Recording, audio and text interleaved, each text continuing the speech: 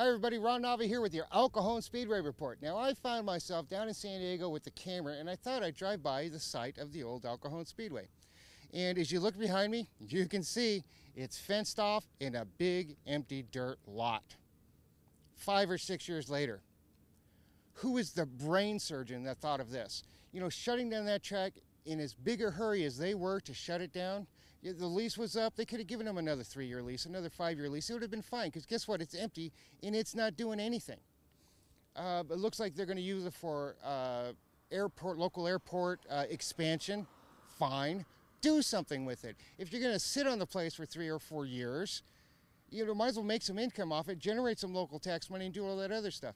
You know, the city council, the local mayor, whoever it was that came up with the idea to shut it down the first chance they had, obviously had a thorn up their ass and wanted it done in a hurry.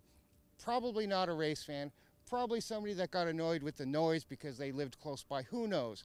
But it's a perfect example of local city politics not looking any further ahead than the tip of their nose. All the tax, all the money generated from this place every Saturday night during the race season could have been going to the city. Instead, it's just a big empty lot doing nothing. I look at the local vendors. You know, the guy that sold tires, Drew Highwater, the guy that did photos for the track every Saturday night, the food vendors. You know, all those people are gone. I think Highwater's living in Florida. I don't know what he's doing now, but those guys are looking for something to do.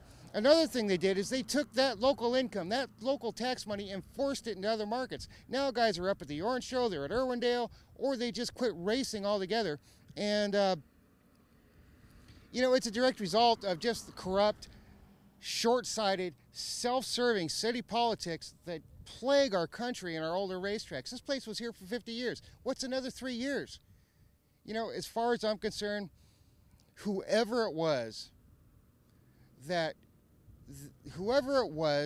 put together the deal, in my opinion, whoever it was that put together the deal to shut this track down should be flogged. It was just stupid. And again, another perfect example of just, you know, people not thinking any further ahead than the tip of their nose. I'm a little frustrated with this. Now, I had a love-hate relationship with El Cajon Speedway. You know, I remember Fred Perry, the guy that ran the back gate. I don't know if a lot of you guys remember him or not.